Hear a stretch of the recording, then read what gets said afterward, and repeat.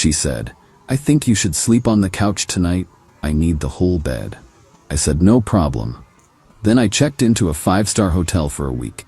Her texts went from angry to apologetic in less than 24 hours. I, 29 male, was lying in bed scrolling through my phone when my girlfriend Desiree, 27, walked in from her book club at 11 p.m. She stood at the foot of the bed with her arms crossed. "I think you should sleep on the couch tonight. I need the whole bed." I looked up. "Why?"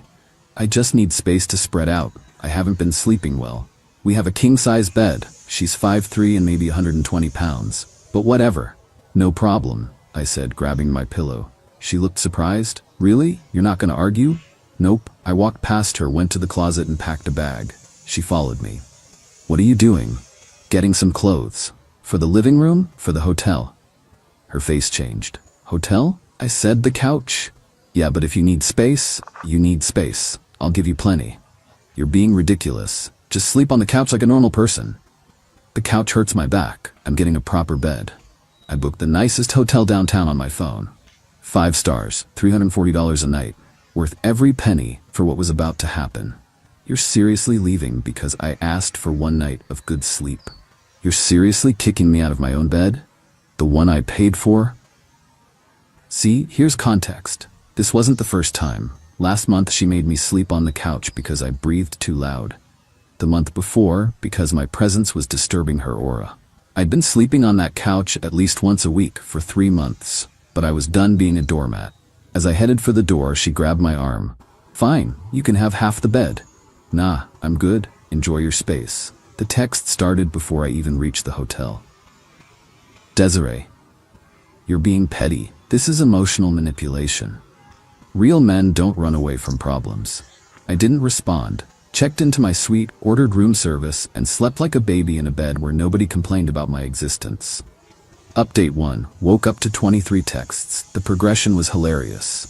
1 a.m. Are you seriously not coming back? 1:30 a.m. This is stupid. Come home. 2:15 a.m. The bed feels weird without you. 6 a.m. Where are you? 7 a.m. I made breakfast. Your eggs are getting cold. She never makes breakfast. Ever.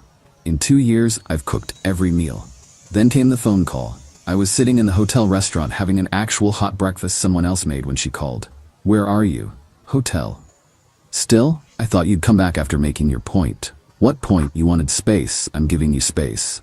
"For one night. You didn't specify duration. I booked a week." "A week? Are you insane?" "No, just tired of sleeping on couches." She hung up. 20 minutes later, her best friend Marley called. "Hey, so Desiree says you abandoned her?" "She kicked me out of bed. I found another bed. She says you're being abusive by withholding your presence." I actually laughed. She literally told me she needed space from my presence. That's not what she meant. Then she should say what she means. Marley hung up too. That afternoon, I got a text from Desiree. "I'm having people over tonight. It would be nice if you were here. Enjoy your party." "So you're not coming?" "I'm giving you the space you needed." Stop saying that. But here's where it gets interesting. My buddy Jerome lives in the same building as us. He texted me around 9 p.m. "Bro, your girl's throwing a party. She's telling everyone you abandoned her for no reason." I asked him to record what she was saying. He sent me a voice memo. Desiree was telling her friends, "He just left." I asked him to give me a little room in bed, because he's always manspreading, and he threw a tantrum and went to a hotel. He's probably cheating. Manspreading. In my own bed. That I paid for. I posted a photo on Instagram of my hotel view with the caption, "Sometimes you gotta invest in your peace of mind." Her friends saw it. The comments started. Update 2. The entitlement escalated fast. Day 3 morning, Desiree showed up at my hotel. How'd she find me? She went through my credit card statement online. Yeah, she knew my passwords because I trusted her. Past tense. Security called my room. "Mr. Morrison, there's a woman here claiming to be your wife demanding we give her a key." "I'm not married.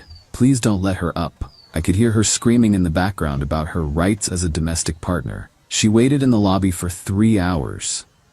I know because I could see her from the restaurant where I was working on my laptop. She kept texting, "I can see you. Stop ignoring me. This is ridiculous. People are staring. You're humiliating me. Eventually, security escorted her out when she started harassing other guests, asking them to talk sense into my boyfriend up there. That night, she did something that still blows my mind. She changed the locks on our apartment, the one where only my name is on the lease. I found out when Jerome texted, "Yo, saw maintenance at your door. Desiree said you moved out?" I called my landlord immediately. He was confused. She said you abandoned the property and she needed the locks changed for safety. Check the lease. Is her name on it? No. Then why are you changing my locks? He apologized profusely and said he'd have them changed back immediately. But Desiree had already moved her stuff around, turned my office into her meditation room, and told the neighbors I'd left her. Day 4, I went back with the landlord and a locksmith. Desiree was at work. I found my gaming setup moved to the closet, my clothes in garbage bags in the corner, her friend Tasha's stuff in the spare room. Apparently she'd already offered it to her. A note on the fridge. Since you chose a hotel over me, I'm choosing myself. I took photos of everything. Then I did something petty but necessary. I packed all of her stuff instead, neatly, carefully, in the boxes she'd used for my things. Left them by the door with a note. Since you need space, take all the space you want, somewhere else. The landlord was amazed. She really thought she could just take over? She's used to getting her way. Not legally, she isn't. Update 3 Day 5 was when Desiree went nuclear. She came home to find her stuff packed and lost her mind. The texts were unhinged. You can't do this. I live here. I've been here 2 years. I have rights. Then she called the cops, said I was illegally evicting her. The cops came. I showed them the lease. Only my name.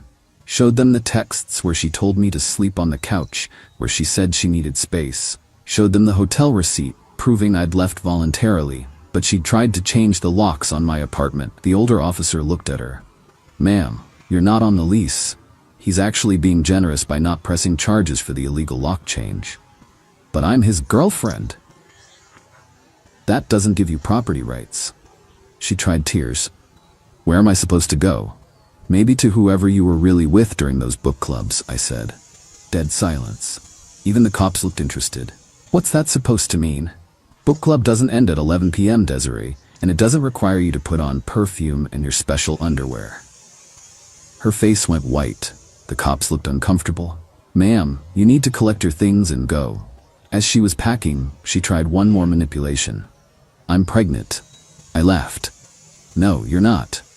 "How would you know?" "Because you had your period last week. You made me buy you tampons, and we haven't had sex in 2 months because you said my energy was off." The female cop tried not to smirk. Desiree left with her stuff, but not before her mom called.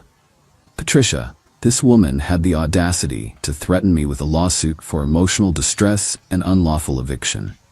"Patricia, she was never on the lease. She lived here as my guest. She transformed that place into a home. She hung up some Target wall art and bought throw pillows.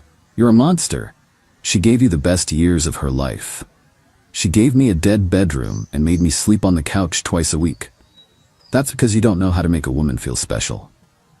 Special enough to change the locks on my apartment while I was gone?" She hung up. Day 6, I found out the truth about book club. Jerome ran into Desiree's friend Marley at a coffee shop. After some conversation, she let slip that book club was actually wine nights at Ricardo's apartment. Ricardo, her platonic friend from yoga who'd been commenting heart eyes on all her Instagram posts. I didn't even care about the probable cheating. I was just amazed at the audacity. Update 4. The final day of my hotel stay was magnificent. Desiree had been staying with her mom, and the two of them orchestrated a full ambush. They got my mother involved. My mom called, "Honey, Desiree and Patricia are here. They say you threw her out." "Mom, she kicked me out of my own bed. I went to a hotel. She changed the locks on my apartment." "She says you overreacted." "Mom, did they tell you she made me sleep on the couch twice a week for 3 months? What?" "Did they mention she moved her friend into my apartment without asking?" "No." "Did they mention she's been going to book clubs at some guy named Ricardo's house?" Long pause. "Put me on speaker, honey." I did. I could hear my mom's voice change. "Desiree, you kicked my son out of his own bed?" "It was just, I needed space." In a king-size bed? He spreads out. It's his bed. My mom went off. 30 years of kindergarten teacher authority came out. You are a spoiled, entitled little princess who thought she could push a good man around. My son pays all the bills and you had the nerve to make him sleep on a couch, then change his locks? Get out of my house. Now. But, now. Later mom called me back. I never liked her anyway. She never once offered to help with dishes at Thanksgiving. That evening, I checked out of the hotel and went home to my apartment. Clean, quiet, all mine. No throw pillows everywhere. No live, laugh, love signs. No being kicked out of my own bed. But Desiree wasn't done. Final update. The aftermath was even better than the main event. First, Desiree tried to claim I owed her money for household improvements. She sent an itemized bill.